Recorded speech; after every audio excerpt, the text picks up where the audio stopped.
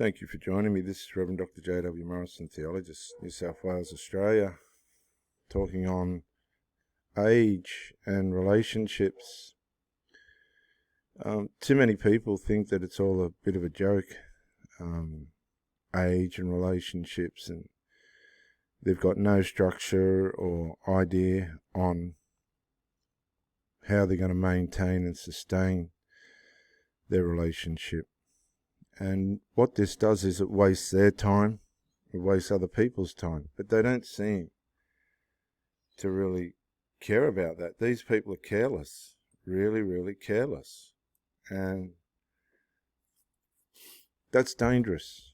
You want to try and avoid people that are careless because time will be wasted. Okay? A lot of these people haven't had a domestic formation that's allowed them or enabled them to understand that there is such a thing as a healthy relationship. And this manifests after the relationship gets started.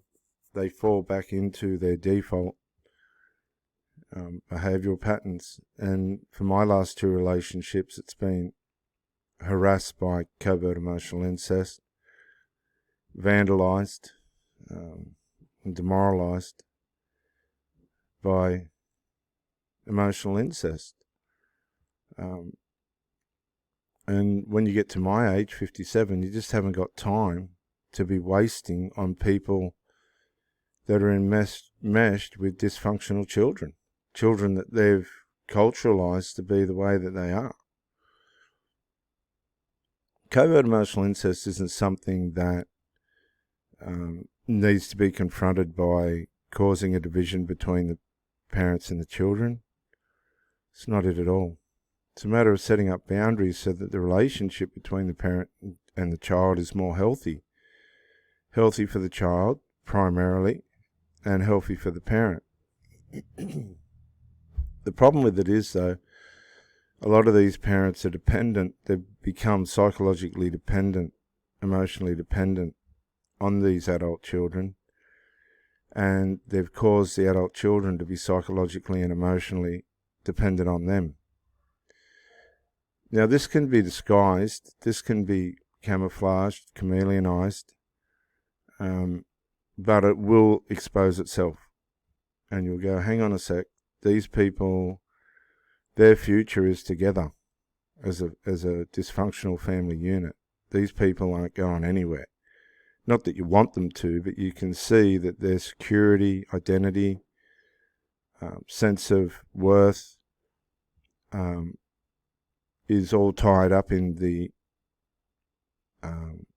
immediate family vicinity, and you're just an outside convenience.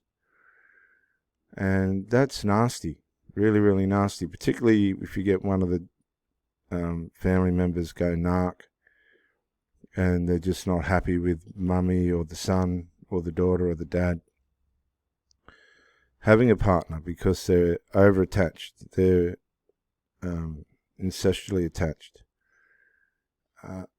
This causes terrible problems for the people that are in a relationship with these people, because all of a sudden you've got this problem that really doesn't need to be there. It's based on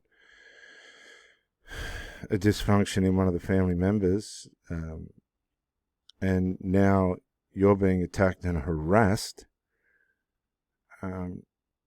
covertly in the energy realm, in the emotional energy realm, and nothing's being done about it. You'll find that a lot of these parents won't do anything about it because they're emotionally, incestually attached to the child as well, and they haven't got the capability. Well, they haven't got the mindset. They've got the capability, but they haven't got the mindset to confront the issue for the relationship,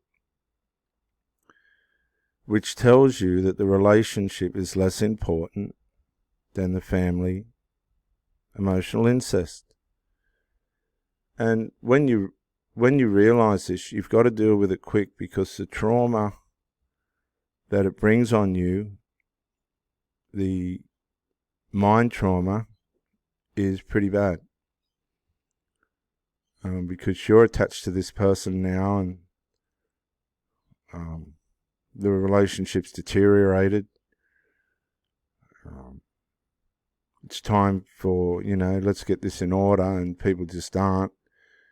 And you're wearing thin, and they're not going to get it in order. They've got no intention, because their primary connections with the DNA, with the extramaternal bond. And now you're in this situation where you've been grafted on as a convenience, as a suitor. Maybe you supply sex, nostalgia, finance, they all do different things. Or maybe just a way of escape from the dysfunction of their home. Don't know. I don't know, because I've never really gotten any sense, when push has come to shove, out of any of these women that have not been able to deal with the emotional incest that they share in with their children. Now, a lot of these children are dysfunctional. They're never going to leave home. If they do, it won't be for very long. They're usually on drugs or alcohol, as I keep saying, or some other substance to try and numb the reality of the fact that they've been completely undermined by the parent, even though it doesn't.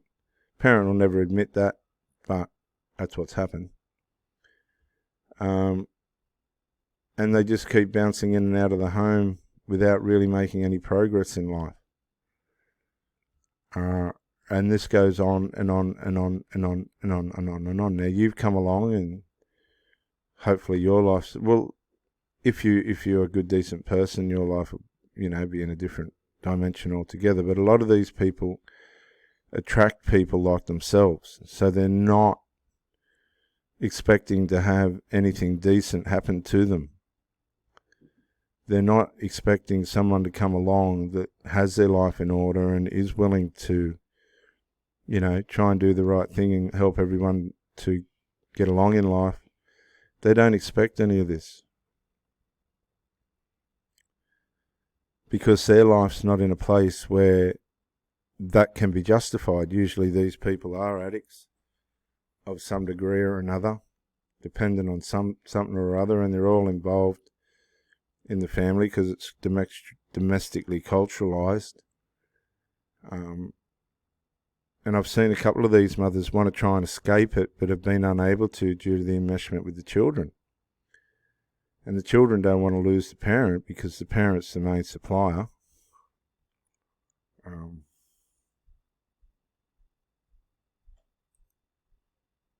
And it just goes round and round and round. Now, if you find yourself in the middle of all this,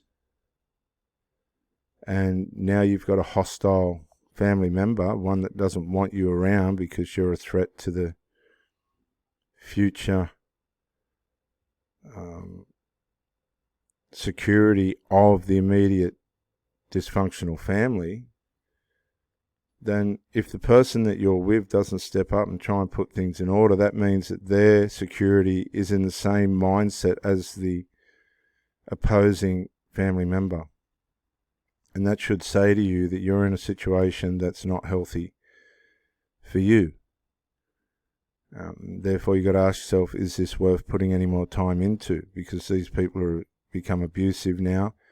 The person that you're with doesn't care, in the sense of they're not doing anything about it. And they will side with the DNA. 100%. At the end, they will side with the DNA. It takes a very unusual person to be able to balance it out. My mother was able to balance it out. She just said, hey, this is my man. You guys got your life, I got my life. And that was it.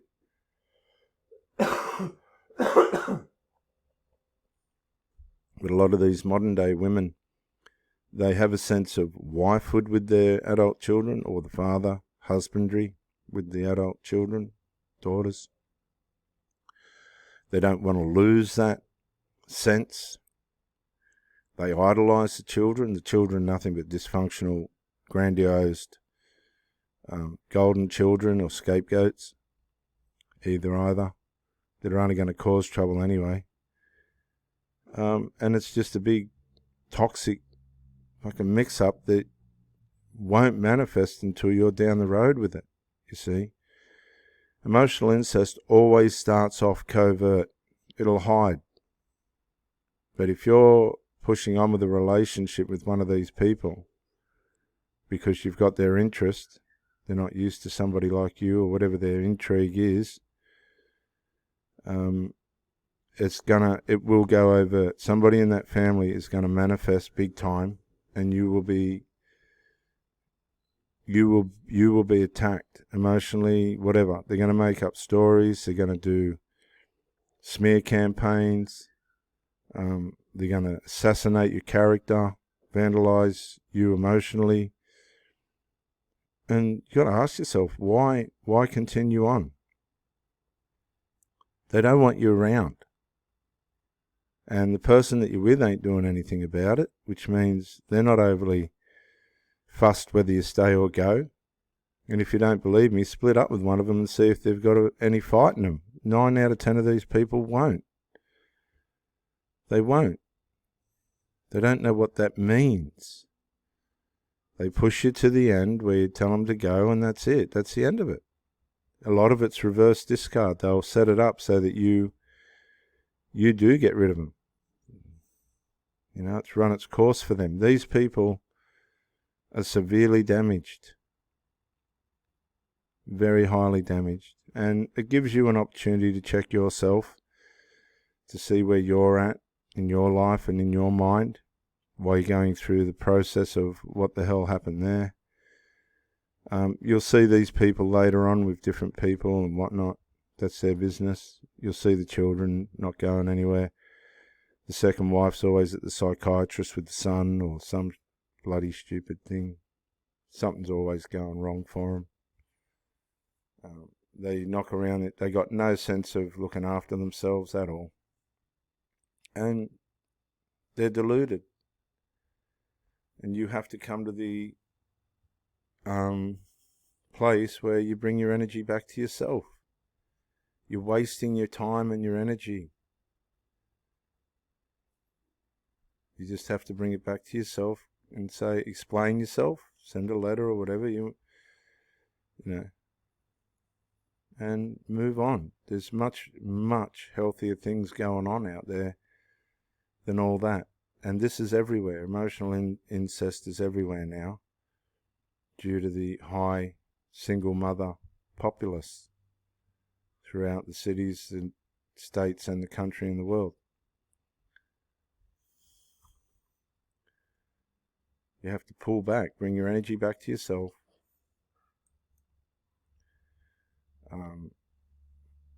Appreciate the experience you had and let it go. And get your energy and power back. And give yourself time to heal. A lot of time to heal. This is Rev Dr. J.W. Morrison, Theologist, New South Wales, Australia. Thank you for joining me, and bye for now.